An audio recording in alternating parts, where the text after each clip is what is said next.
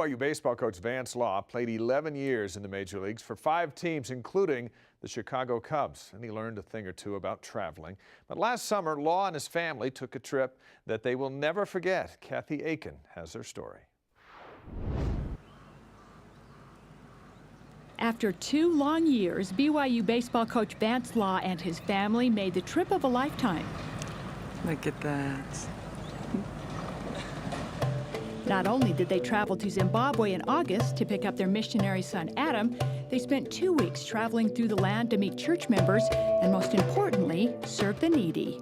We would see people walking on the side of the road and we'd just pull over and stop, and they would see these white faces and wonder, what are these people doing? And the next thing we'd be handing them stuffed animals or a humanitarian item, a hygiene kit or a newborn kit if the woman was expecting. It was just a marvelous experience all the way around. Noticed that there were a lot of people a lot of the children had no shoes, very little clothing to wear, certainly no toys or educational opportunities. So we were able to provide some of those things, you know, even for just a small moment. It brought an element of happiness into their lives for that day and that moment.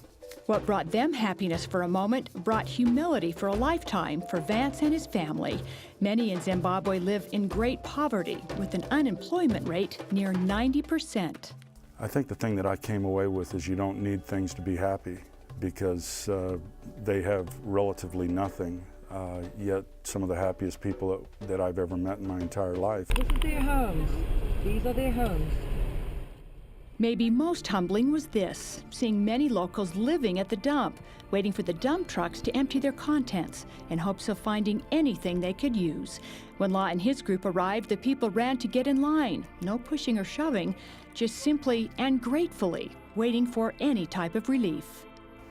You know, I think of when we were at the city dump and we'd handed all these things out, we all gathered as a group, and Reg Neild asked that we as the white people that were there, the Caucasians, to sing God Be With You Till We Meet Again. Till we meet, till we meet, till we meet, till we meet, till we meet again. And there wasn't a dry eye among the group of us who were singing that. Not a dry eye nor an empty hand. Everybody, at least the women, got a dress or a skirt and a blouse, and the men got a top and a pair of trousers, but they were singing and dancing afterwards, and I've got some video that showed that. It's just it was a tremendous experience for us.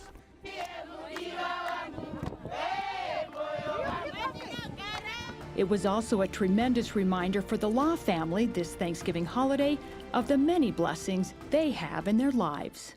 Obviously, the first thing is the bounteous blessings that we have that are going to be displayed right there on the table, versus what little they have over there in that they would have on their table, from just having some sadza, which is a porridge type thing, and maybe a couple of bites of chicken or some rice or something if it's a real good day. But they go meal to meal and worried about what they're going to eat, whereas, you know, we'll have so much here. And I think that there's some guilt there when it comes to thinking of all the blessings that we have here, and I don't take for granted now the way I used to, because of the experience that we had over in Africa. God be with you till we meet again. Thank you, Kathy. That's a great story. Coach Law and his family recently helped fill 2 shipping containers with charitable supplies that'll arrive in Zimbabwe in time for Christmas.